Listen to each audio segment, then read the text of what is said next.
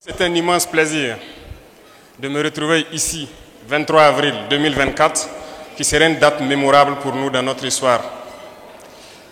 Merci pour l'accueil chaleureux, merci pour l'humanisme, merci pour la citoyenneté, merci pour le patriotisme. La région des Cascades est une région qui a été touchée par le terrorisme depuis quelques années.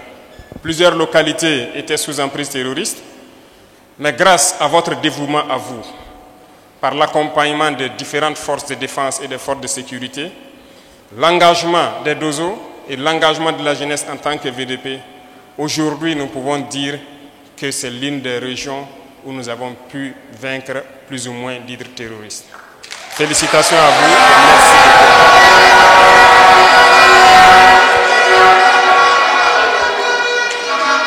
Mais je dis de continuer à faire corps avec les différents FDS, continuer à mener le combat, parce que certains de ces ennemis n'ont pas été neutralisés, se sont retranchés de l'autre côté de la frontière. Peut-être qu'ils se préparent à revenir, mais il faudrait leur réserver l'accueil qu'il faut si jamais ils doivent revenir sous quelque forme que ce soit.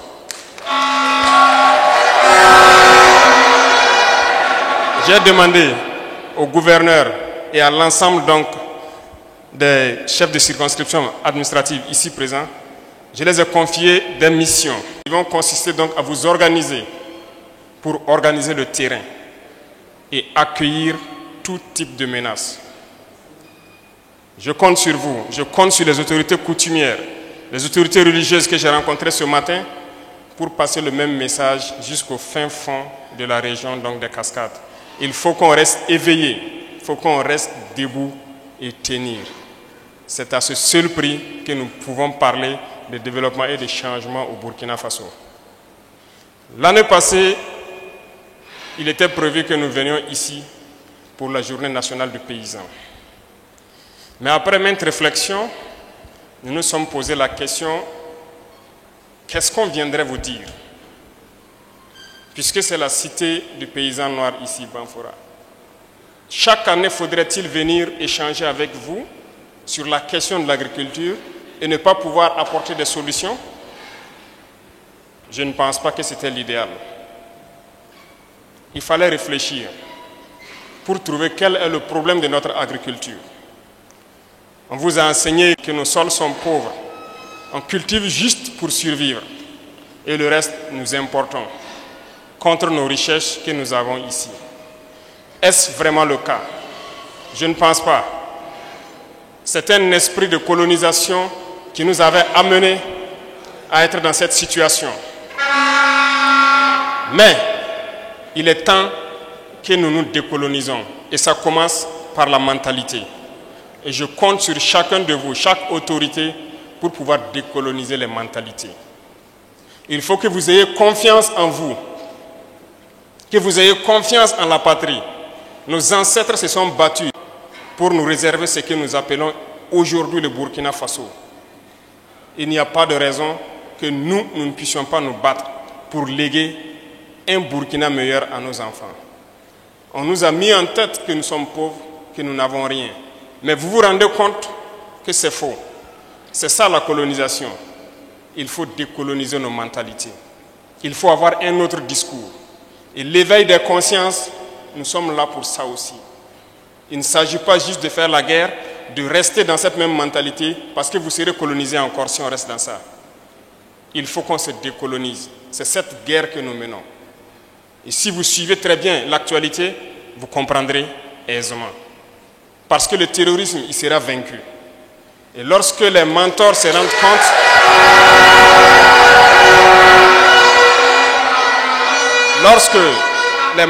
rendent compte qu'il est en perte de vitesse et qu'il sera vaincu, ils sont en train de s'organiser pour venir eux-mêmes faire le combat ici. Eh bien, nous nous préparons, nous sommes prêts, nous défendrons nos terres jusqu'au sacrifice.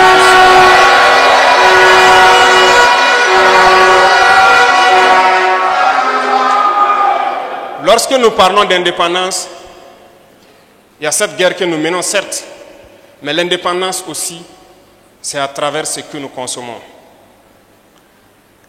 Un de nos combats, c'est l'autosuffisance alimentaire. Voilà pourquoi l'année dernière, nous n'avons pas voulu venir juste tenir des discours. Nous avons voulu chercher à comprendre le problème profond de l'agriculture burkinabé et quelles solutions apporter. Est-ce que nous pouvons être autosuffisants sur le plan alimentaire?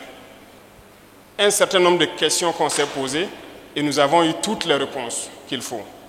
Parce que nous avons expérimenté au cours de 2023 beaucoup de choses. Nous avons lancé l'initiative présidentielle pour l'agriculture et l'autosuffisance alimentaire. Avec le ministre de l'Agriculture, nous avons donc lancé en fin d'année l'offensive agricole. Nous avons compris nos potentialités, nous avons compris nos difficultés et nous nous sommes donc inscrits un certain nombre de lignes que nous devons égrener au fur et à mesure pour que nous puissions atteindre au plus vite l'autosuffisance alimentaire.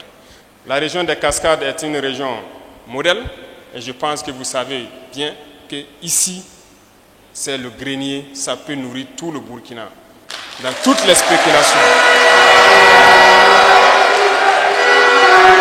Mais que faut-il faire? Que faut-il faire? La première des choses, c'est ce que vous êtes en train de faire. Vous avez pris conscience de votre situation. Vous avez pris conscience de vos réalités. Vous avez pris conscience de votre richesse. On doit se mettre au travail pour que notre rêve soit une réalité. Ce que Thomas Sankara disait, quand le peuple se met debout, l'impérialisme tremble. Ça a tout son sens aujourd'hui. Face à l'insécurité, le peuple s'est mis debout. Face à l'insécurité alimentaire, vous êtes debout. Et face donc à cette mentalité d'esclavage, d'impérialisme, vous êtes plus que jamais debout. Donc, le bout du tunnel n'est pas loin. Nous savons très bien que nous allons réussir. Nous souhaitons que tous les jeunes se mobilisent. Parce que dans 2 semaines, s'il plaît à Dieu, nous lancerons un programme. Un programme qui doit soutenir au maximum nos agriculteurs. Pour les accompagner du mieux que nous pouvons. Pour que nous puissions produire.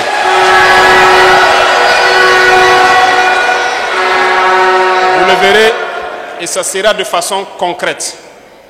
Nous avons fait le maximum pour réunir un certain nombre de choses pour que je ne vais pas l'annoncer ici. Quand nous allons le lancer, vous verrez de quoi je parle et vous devrez comprendre que nous sommes engagés coûte que coûte à ne plus tendre la main. Ce n'est pas au Burkina Faso qu'on viendra donner des miettes qu'ils ont faim. Ce n'est pas au Burkina Faso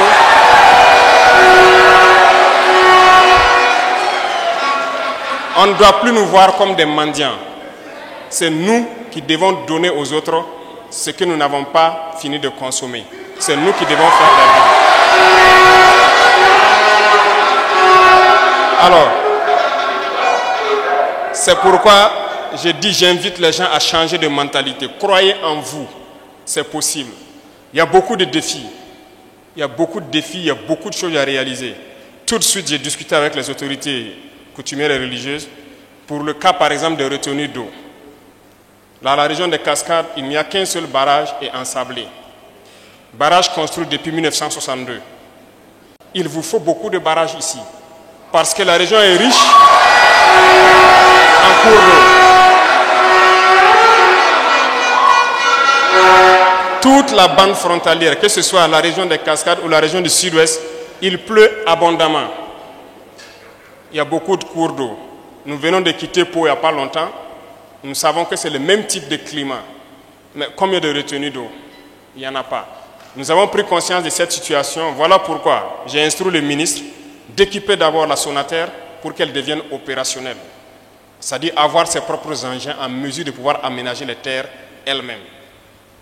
Nous sommes aussi en train de réveiller ce qu'on appelait l'ONBA, qui aujourd'hui, nous nous rendons compte que nous avons une nécessité absolue de réveiller cette structure. C'est cette structure qui a construit la plupart des barrages sous la Révolution. Et aujourd'hui, partout au Burkina, vous passez, la plupart des barrages que vous croisez, on vous dira que c'est sous la Révolution ou bien avant la Révolution. Certes, après la Révolution, on a construit quelques barrages, mais je pense que chaque localité, là où on peut faire une petite retenue d'eau pour que les gens puissent produire en permanence, nous devons pouvoir le faire. Quant aux spéculations, vous êtes d'accord avec moi que l'idée qu'on nous servait avant, pour dire telle ou telle spéculation agricole ne marche pas au Burkina Faso, tout est erroné, c'est faux. Tout pousse au Burkina, tout marche au Burkina.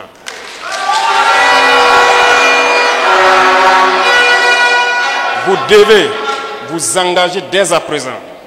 Nous entamons le mois de mai, débrousser, préparez vos champs. Nous allons vous accompagner autant qu'on peut. Il faut que cette année, nous produisons au maximum. Et nous comptons sur vous qui avez pu combattre, vous qui avez tout fait pour libérer cette zone de leaders terroristes.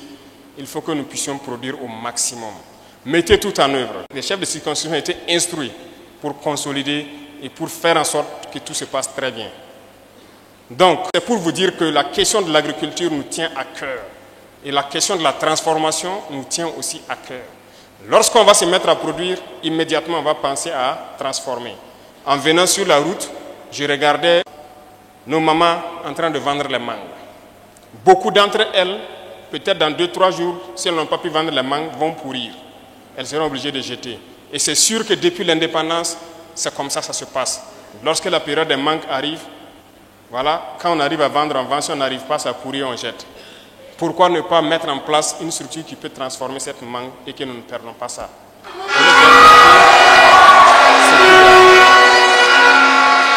C'est pour dire que lorsque nous parcourons nos différentes villes, nous voyons les réalités des populations. Et ça doit nous amener à changer de mentalité. Je le disais tout de suite à vos députés ressortissants de la zone qui sont à l'ALT. J'ai dit, lorsque nous parcourons les campagnes, il faut regarder la vie de nos citoyens. Et ça doit nous marquer, ça doit nous tiquer. Lorsque nous pensons que nous pouvons faire un effort pour changer leur vie, tout doit être orienté vers ça. Et c'est possible. Et nous ferons tout pour que nous puissions développer ces industries-là. Tout de suite, vous parlez de la Minofa. Il y a déjà un projet de faire agrandir la Minofa. Avec notre production de blé, nous avons compris que c'est possible. Nous n'avons pas besoin d'importer de la farine au Burkina. Parce que nous pouvons produire le blé, nous pouvons le transformer. Donc, on a compris ça. Beaucoup d'autres spéculations, nous avons compris. Le sucre, beaucoup de champs étaient là, non exploités. Il faut forcément une nouvelle usine parce que ce qui est là est vieillissant. Nous sommes aussi lancés sur cette structure que nous devons créer pour avoir une nouvelle usine, pour avoir une grande capacité. Parce que ce qui est là ne peut pas couvrir les besoins du Burkina Faso. Bref, il y a beaucoup de projets en chantier après une bonne analyse de la situation de notre pays. Et tous les membres du gouvernement ici présents, on passe le temps qu'à parler de ça. Il faut toujours faire des sacrifices pour qu'au plus profond de nos villageois puissent vivre heureux. Et c'est possible. Et nous ferons tout le sacrifice qu'il faut pour que le Burkinabé, le dernier Burkinabé, puisse manger et dormir tranquille.